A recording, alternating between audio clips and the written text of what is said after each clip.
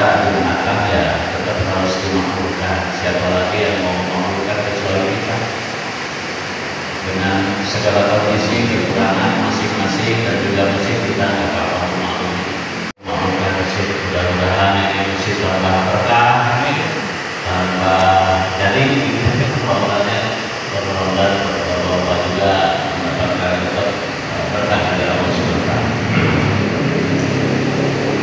Sesuai dengan pengumuman saya sendiri dan juga Pak Akan, alhamdulillah Pak Akan juga memberi sponsor minggu jam 5 sore sampai buka bersama. Tidak tahu buka bersama nanti pakai air keran atau apa. Ya mudah-mudahan adalah sudah disiapkan adanya Pak Sony. Saya sendiri juga bawa nasi, bawa lauk-lauk untuk sekedar saya makan. Ya kalau kurang nanti kita bisa beli sendiri dan barang-barang lah nanti baru sambil mengumpulin. Tujuannya tidak lain adalah ya belajar bersama. Saya juga belajar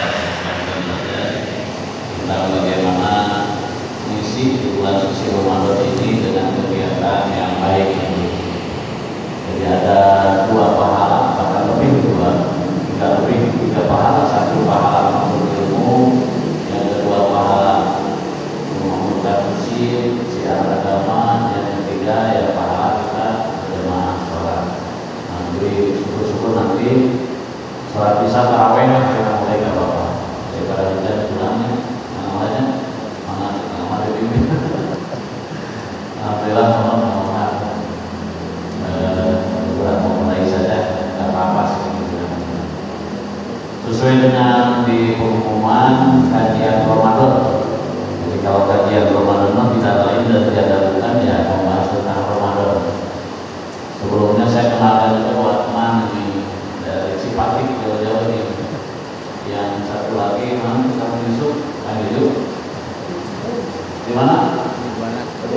Tapi Kota Waringin kan? Tapi desa Panemsari ya. Desa Jatisari akan mulai ke makam bantuan yang kubur. Itu rencana tapi di area yang kubur, di area Sirin, di Kawi Kota kan gitu. Bapak-bapak yang dirahmati Allah SWT, sesuai dengan undangan kajian Islam, kita mau belajar bareng-bareng menyampaikan saling informasi. Dan kalau ada hal yang kurang mungkin bisa ditanyakan, nanti dijawab oleh sendiri. Sambil bisa juga untuk menyelam, mempelajari apa yang sudah saya dapatkan ilmu. Nah, tentang Ramadan, sebetulnya di Al-Quran ini yang 10 juz ya 30 juz 114 surat. Ternyata tentang Ramadan itu hanya ada di surat Al-Baqarah. Surat Al-Baqarah ayat 183 sampai 187.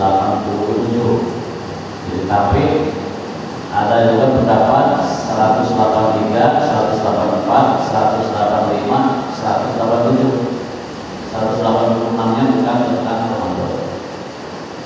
Tapi kalau saya mau membahas ini ya udah aja sekaligus 183, Al-Baqarah 184, 185, 186, 187 sekalian ini. Padahal sebetulnya di ayat surat Al-Baqarah ayat 186 itu tidak ada hubungannya dengan Ramadan, itu hubungannya dengan doa. Jadi beda saat tadi itu juga itu ayat. Tapi nggak apa-apa, kita akan bahas mudah-mudahan sampai nanti menjelang maghrib. Dimulai dari ayat 180. Kalau bisa membawa Quran tapi ya sambil awas itu sambil Quran masing-masing kita sambil belajar. Biasa awas masing-masing supaya saya diulang jadi prinsip. Tapi saya ingat. Jadi dibuka di surat Al-Baqarah ayat 183 sampai 187. 183, 187.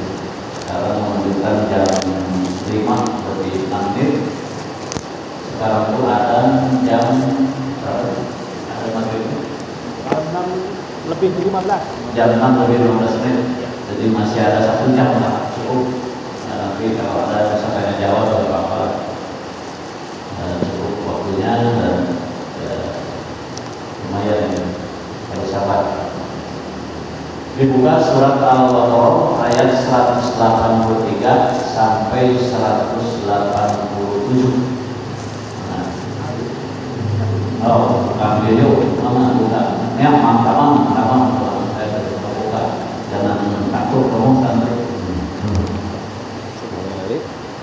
183, yaitu kita mulai. A'udzubillahi minasyaitonirrajim. Bismillahirrahmanirrahim. Ya ayyuhalladzina amanu kutiba alaikumusiyam kama kutiba alal ladzina min qablikum la'allakum tattaqun. Secara level ayat ini artinya ya ayyuhalladzina amanu, wahai orang-orang yang beriman. Biasanya kalau Al-Qur'an itu dimulai dengan ya ayyuhalladzina amanu, itu biasanya Al-Qur'an itu diturunkan ayatnya di Madinah.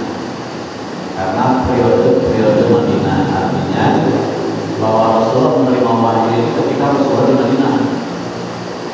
Nah, ciri ayatnya ya ayyuhalladzina amanu. Kalau misalnya ada ya ayyuhan nas atau ya ayyuhal kafirun, itu dipastikan ayat itu di Mekah sebelum Rasul hijrah. Rasulullah hijrah ke Madinah itu ketika usia Rasulullah 53 tahun.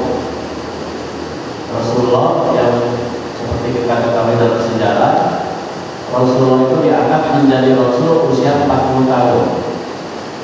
Kemudian dia meninggal wafat usia 63 tahun. Jadi 63 tahun itu Rasulullah membagi Al-Quran ini diturunkan selama 22 tahun, 2 bulan, 20 hari. Artinya Rasulullah itu kurang lebih 23 tahun setelah diangkat jadi Rasul itu menerima wahyu Al-Quran ini. Jadi kalau dihitung dengan periode usia Rasul, ketika Rasul diangkat usia 40 tahun, itu wahyu pertama itu pada usia 40 tahun lebih berapa bulan. Jadi ada turun surat Al-Alaq, Iqra bismillahirrahmanirrahim. Iqra bismillahirrahmanirrahim. Baca itu sebagai ayat atau surat yang pertama ketika Rasulullah pada saat itu di Mekah. Jadi kenapa ada ciri-cirinya ayat yang diturunkan di Mekah sama di Madinah? Kalau di Mekah biasanya ayatnya pendek-pendek, qul huwallahu ahad, wa qul falaq, wa qul nas. Biasanya itu itu ciri umum surat itu, ayat itu diturunkan di Mekah. Kalau di Madinah, di samping dari ada ya ayyuhalladzina amanu, cirinya adalah suratnya ayatnya panjang-panjang, ya Al-Baqarah, Al-Maidah, itu berarti itu ciri ayat suratnya turun di Madinah. Nah, ketika Rasul hijrah ke Madinah, itu usia Rasul kurang lebih 53 tahun. Jadi Rasulullah itu di Madinah itu 10 tahun. Di Mekah setelah diangkat menjadi Rasul, Rasulullah itu 13 tahun menerima Al-Quran. Jadi 23 tahun, artinya 22 tahun, 2 bulan, 22 hari, artinya ya dibuatkan 23 tahun. Jadi Rasulullah itu ketika hijrah ke Madinah usianya adalah 53 tahun. Sudah ditinggal sama Siti Khadijah. Siti Khadijah sudah menikah. Apakah sudah menikah dengan Siti Aisyah? Belum. Jadi Rasulullah itu hijrah ke Madinah dalam keadaan single parent. Nah, ketika di Madinah baru menikah dengan Siti Aisyah. Jadi kalau di Mekah itu Rasulullah baru istilahnya nyangkeren gitu ya, mencari Siti Aisyah karena usianya 9 tahun. Jadi baru usia Siti Aisyah 12 tahun baru menikah. Nah, Rasulullah di Madinah ini tahun kedua baru turun ayat ini, surat Al-Baqarah ayat tentang puasa ini. Jadi surat atau ayat tentang puasa ini turun ketika Rasulullah 2 tahun di Madinah. Ya ayyuhalladzina amanu, wahai orang-orang yang beriman, kutiba alaikum manusia diwajibkan atas kaum berpuasa, kama kutiba alal ladzina min qablikum la'allakum tattaqun, sebagaimana diwajibkan atas orang sebelum kamu agar kamu bertakwa. Di sini disebutkan sebelumnya juga puasa. Nah, betul memang ketika Rasulullah ke Madinah, karena belum ada syariat tentang wajib puasa, puasanya seperti apa di Madinah? Ternyata Rasulullah itu di Madinah itu melihat pada masyarakat orang lain itu puasa itu sebulan 3 hari, jadi 13, 14, 15. Jadi kalau sekarang sebenarnya ya lebih ya ada, jadi belum ada Senin Kemis, belum ada puasa wajib dulu. Nah, setelah turun ayat ini maka adalah kewajiban puasa Ramadan, yaitu selama 1 bulan atau 29 atau 30 hari. Nah, Rasulullah di ayat yang tafsir ini, Rasulullah itu puasa Ramadan itu berarti 10 tahun dikurangi 2 tahun berapa? 8 tahun. Berarti Rasulullah menjalankan puasa Ramadan itu 8 hari, 8 tahun. Nah, selama 8 tahun itu Rasulullah hanya 1 kali puasa Ramadan itu 30 hari. Jadi yang 29 hari itu berarti 7 tahun. Jadi seperti kemarin kita lihat antara Muhammadiyah dan NU dan pemerintah sepakat kemarin 1 Ramadan itu jatuh pada hari Sabtu.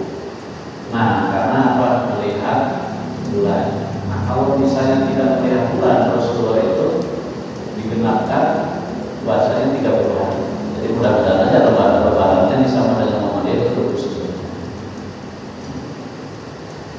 Nah, di ayat 183 ini adalah khusus kepada orang yang beriman ayatnya, dan agar apa diwajibkan puasa itu supaya bertakwa. Bertakwa itu artinya menjalankan semua perintah Allah dan menjauhi larangan.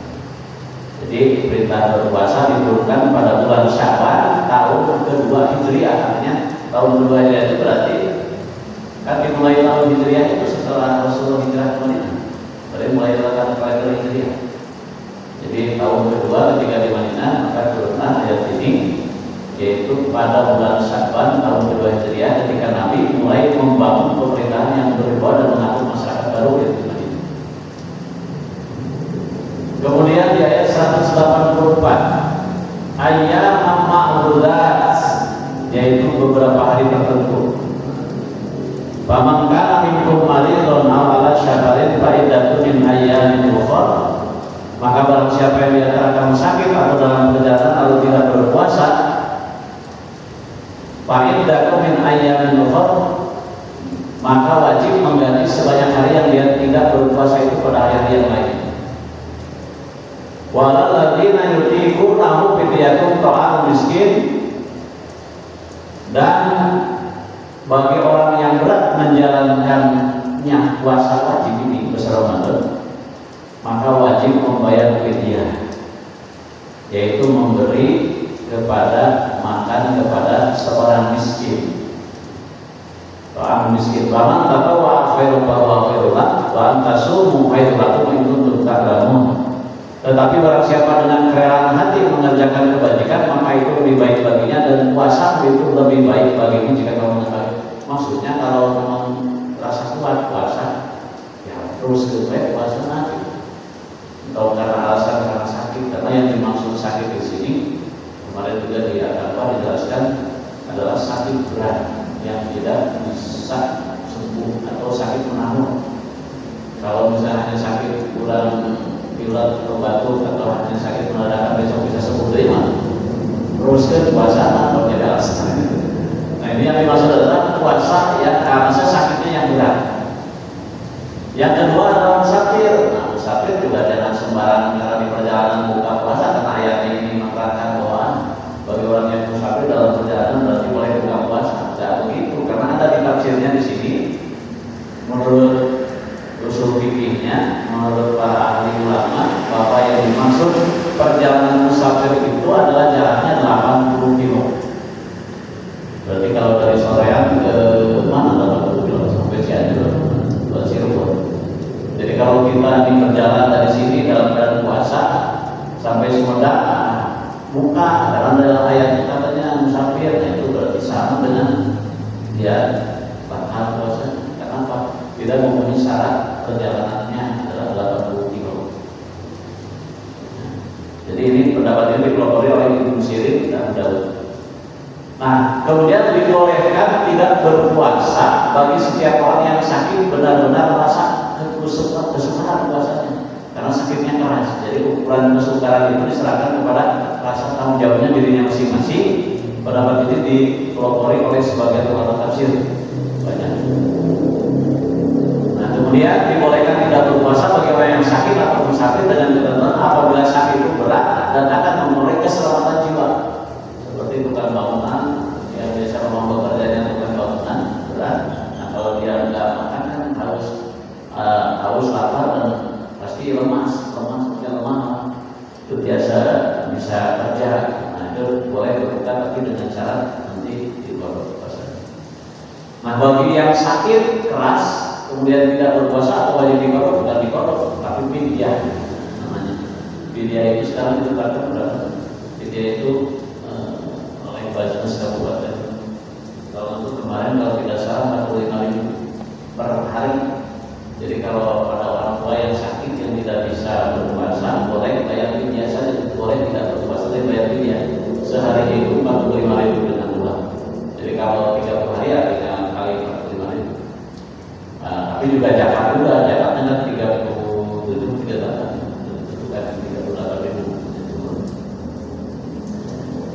Nah, kemudian di sini tidak ada perbedaan pendapat mengenai perjalanan musafir, apakah dengan berjalan kaki atau dengan apa saja, asalkan tidak untuk mengerjakan perbuatan maksiat. Sesudah itu Allah menerangkan pada pertengahan ayat 184 dan wajib bagi orang yang berat menjalankan mereka tidak berpuasa yaitu dengan membayar fidyah, yaitu fidyahnya itu diserahkan kepada amil zakat atau diberikan langsung kepada fakir miskin. Tapi lebih baik mah ya kepada amilnya artinya panitia yang sudah mengurusi zakat kita tidak pernah ada. Nah, kemudian di tafsir ini dijelaskan bahwa siapa yang benar-benar merasa berat menjalankan puasa, ia boleh menggantinya dengan fidyah walaupun dia tidak sakit dan tidak musafir. Seperti apa? Yang pertama adalah orang tua yang tidak mampu berpuasa, ia tidak berpuasa diganti dengan fidyah. Orang tua yang sudah pikir, walaupun dia jaga meringkas, tapi dia tidak mampu berpuasa, bermiskin, padahal tidak sakit, itu boleh dibayar fidyah. Yang kedua adalah wanita hamil dan yang sedang menyusui.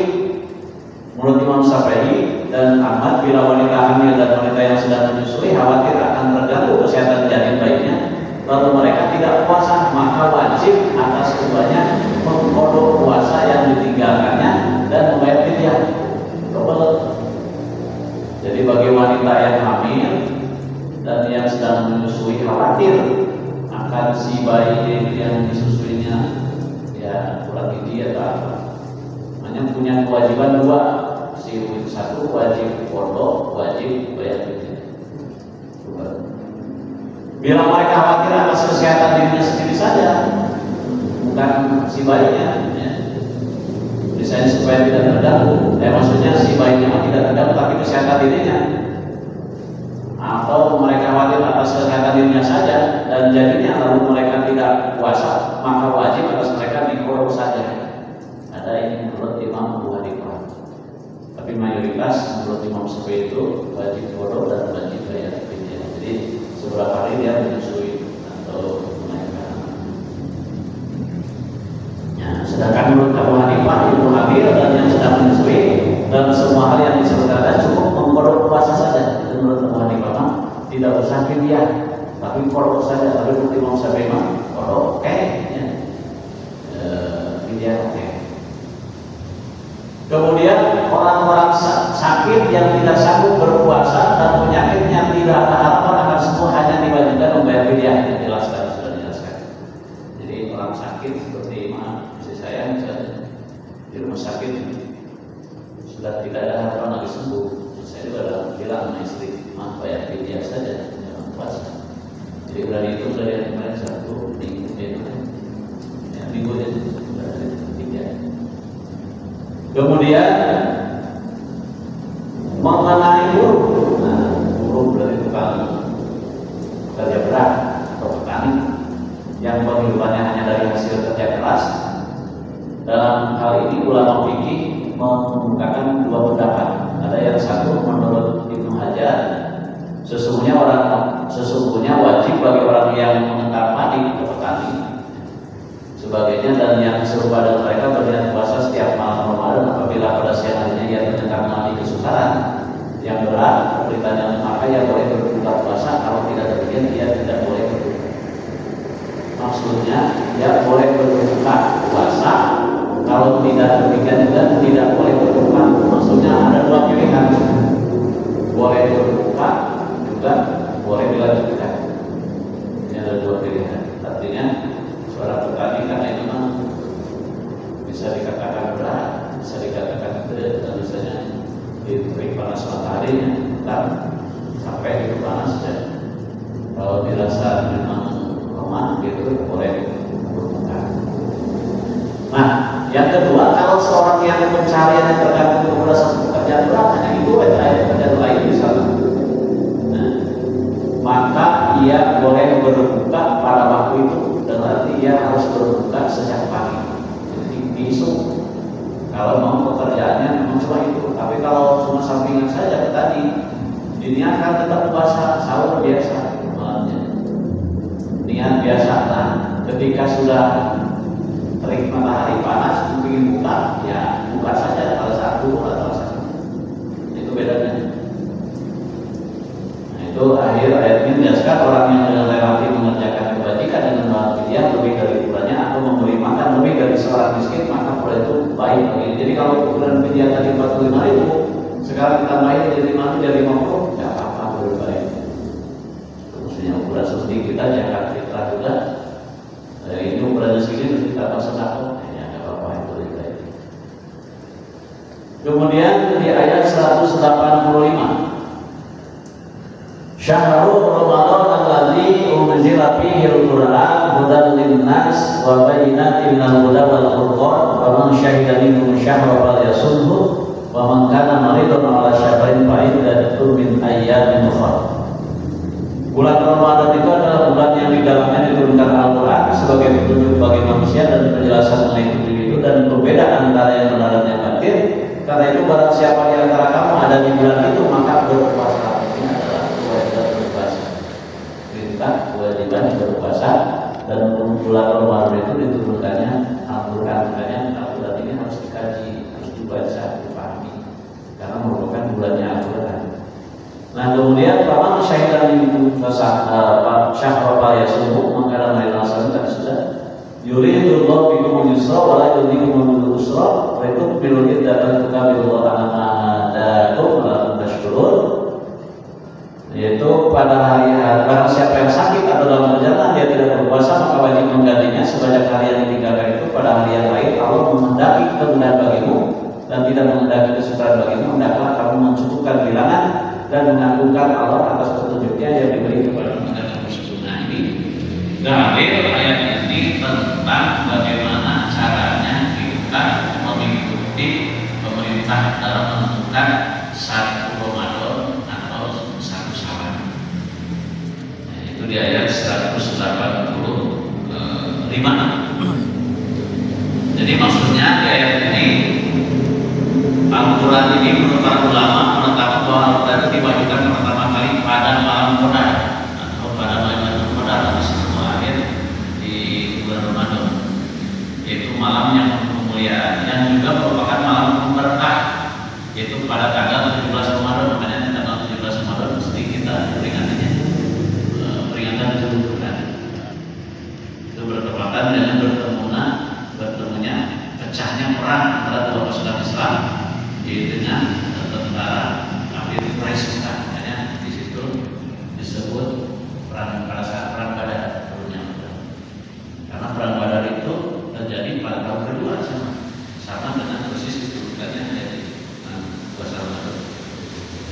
Berkenaan dengan malam Badar terdapat perbedaan yang pertama sebagai saat pertama turunnya Al-Quran pada malam Badar diajarkan Nabi pada umat untuk mendapatkannya. Yang pertama diterapkan dari pada 17 Ramadan yang sekali terjadi dan tidak akan terulang. Malam qadar ini dapat terjadi setiap tahun sehingga kita selalu dianjurkan untuk mendapatkannya yaitu pada 10 terakhir, yaitu 10 akhir ya, 21, 23, 25, 27. Kemudian ayat ini juga menjelaskan puasa yang diwajibkan adalah pada bulan Ramadan. Untuk mengetahui awal akhir bulan Ramadan ada hadisnya. Nah ini sebagai pegangan kita. Hadisnya dari Bukhari Muslim, sumu liru'yatihi wa abdiru liru'yatihi. Berpuasalah kamu karena melihat bulan Ramadan dan berbukalah kamu karena melihat bulan sama. Ini sebetulnya hadisnya. Kenapa Muhammadiyah ini jauh-jauh sebelumnya sudah menetapkan satu salat bulan hari Sabtu? Tidak ada yang salah sebetulnya. Yang salahnya tidak mengikuti pemerintah, ingin sakar sendiri. Walaupun benar kemarin disebutnya itu karena kebetulan saja. Karena betul bertepatan dengan ketika teropong bulan yang di Aceh melihat bulan sebagai perwakilan dari berbagai kelompok se-Indonesia. Jadi cara menentukan awal Ramadan besok hari itu kalau bisa melihat bulan seperti ini, sumu liru'yatihi wa abdiru liru'yatihi, bukan dari hisab lewat hisab perhitungan. Itu mah dari itu mah setelah kamarnya sedikit bisa saja terjadi, tapi bukan itu. Menurut saya katakan saya di sini menentukan satu Ramadan itu harus dilihat dulu bulannya. Nah, ada orang lewat mata iman tentu bisa langsung, tapi lewat teropong.